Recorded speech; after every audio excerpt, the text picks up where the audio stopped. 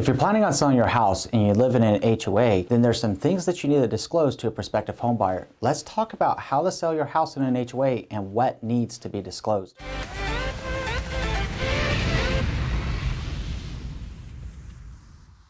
My name is Andrew Finney, and my passion is helping you make sense of real estate. If you need help finding a top agent near you, or if you simply want to drop me a line to say hello, my contact info is below. If you're new here, please go ahead and subscribe to this channel now and like this video. Thank you. All right, my friend, let's be honest. When you're getting ready to sell your house, and if it's in an HOA community, it can feel like there is a mountain of paperwork between all the documents you got to get ready to go, as it were, through the closing process. It can easily be lost sight of with the HOA documents you need to provide to a prospective home buyer. Let's talk about what you want to give to the home buyer so they can make a well-informed decision that's right for them and keep your home on track to getting closed. The first thing to gain clarity on, what are the material facts in the HOA documents that need to be provided to a prospective home buyer. As you already know, living inside of an HOA community has its perks and it has its drawbacks. We want to disclose to the prospective home buyer the covenants, codes, restrictions, and the bylaws that are available for your HOA. They need the opportunity to review the CC&Rs in much the same way that you did whenever you purchased in your community. They need to ensure that they understand what rules are expected of them to abide by. Having these documents presented to them are of critical importance. On a second note, the other material facts that we want to provide them are your HOA's financial information so that they can ensure that your HOA is financially solvent and managing the money from the HOA dues every month in a responsible way so that they know what they can expect moving forward. While your journey here in this HOA is coming to a close, theirs is just beginning. The more information we can provide, the more transparent we can be, the better the buyer is going to be able to adjust accordingly, and the more well-informed that buyer becomes, the easier your closing process will be moving forward to closing day. So at this point, sometimes people wonder, why do the HOA documents need to be provided to a prospective buyer? Well, let me ask you something. If you didn't know that you bought into an HOA community and you weren't aware of the rules that you were expected to abide by, and then all of a sudden you got a fine or you got a knock at your front door, how would you respond when someone told you that you were in violation in the very house that you own? It wouldn't feel too good. So we as people tend to do extremely good with good news. We tend to do okay with bad news or indifferent news so long as we know about it, but we do absolutely awful with no news. We want to make sure that the buyers understand what's going on here. So that's pretty straightforward here why we want to give this information to a prospective home buyer. So let me give you 3 quick bullet points so that you can keep clarity as you move forward. The first one is we need to give the new prospective homeowner a copy of all the HOA documents with the CC&Rs to ensure that they're okay with those rules and regulations that are going to be expected of them. The second reason that we want to do this is so that they understand how much the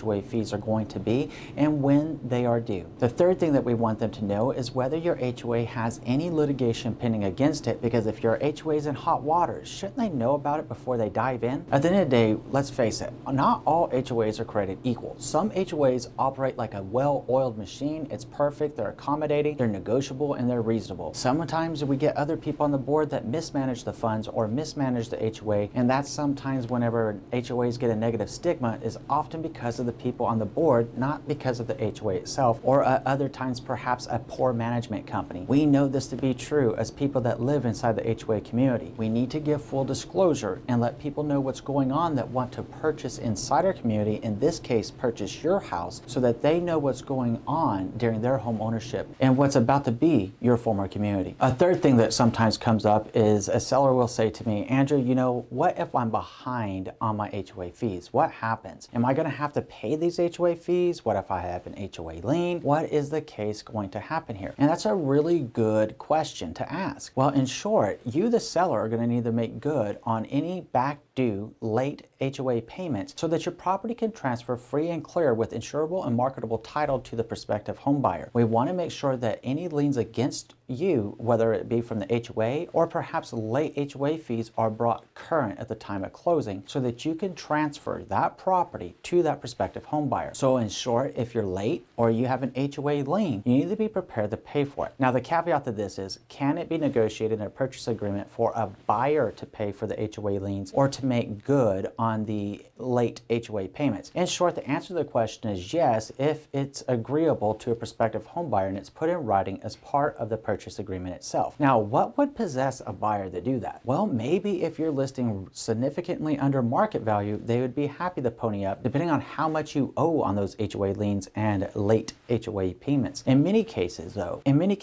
in practice, you're going to be expected as a home seller to make good and bring current any delinquent balances and pay off any liens. The fourth thing is who's responsible to give the HOA documents to a prospective home buyer. Again, this burden will fall onto you as a home seller. You will need to be paying for what's called an HOA resale package and an HOA demand. Now, fortunately, by working with your trusted real estate advisor, they can take that off your plate, and in many cases, they might be willing to pay for that up front for you, so long as you agree to remunerate the trusted real estate advisor upon successful close of escrow for the cost of those documents. Whether you choose to order these yourself or whether you choose to have your trusted real estate advisor order them, it's all the same. It has to be ordered by you, the home seller, to turn over the current documents. So notice that I said the word current. So even if you'd bought in this community 10 years ago and you maintain scrupulous records and have copies of all the documents that you received when you bought in that community, you still have to order the resale package and the HOA demand to transfer this property to the prospective home buyer. It must be current as of the year that you're selling your house so that the buyer has the most relevant CC&Rs, any bylaws that have been added to it since the time that you've owned this property, and also a copy of the most recent financial documents and filings. As far as costs are concerned, they can range wildly depending on where you are in the country and how many HOAs you have. If you live in a master plan community, then you're going to have that set for the resale package and the HOA demand and the transfer fees associated with it. Then more than likely you might have a sub-association. Again, you're now going to have the same thing, the HOA resale package, the HOA demand, and the transfer fees for the sub-association. So in that case, you could be ordering 2 sets of a resale package, 2 sets of an HOA demand, and paying 2 sets of transfer fees if you have that master plan community. Now, if you only have the one HOA, then fortunately it's only going to be 1 set of each of those 3 that we just mentioned. What's important to note here is when you're trying to plan this out from a cost perspective, when you get ready to list your house and you meet with your trusted real estate advisor, they will be able to put together what's called an estimated net proceeds sheet and share with you what they believe, based upon a phone call to the HOA community itself and what they say they're charging for those, how much that's going to cost you. That is always the best practice, is to simply call the HOA, how much is the HOA resale package, how much is the HOA demand, and how much are the transfer fees associated with the transfer of a real estate sale in this case. Getting clear on this up front will help you budget for it. Now, you might be wondering, is this money that has to come out of your pocket up front? Well, the answer in short to that is only for the HOA resale package and the HOA demand. The HOA transfer fees can come out at closing. So plan for this correctly with your trusted real estate advisor and make sure that you're ready for these HOA fees to sell your house. All right, my friends, so now that you know more about how to sell a house in an HOA community, let's talk about 10 ways to deal with your HOA and what you need to know about HOA documents. Looking forward to our next conversation. We'll see you in a few.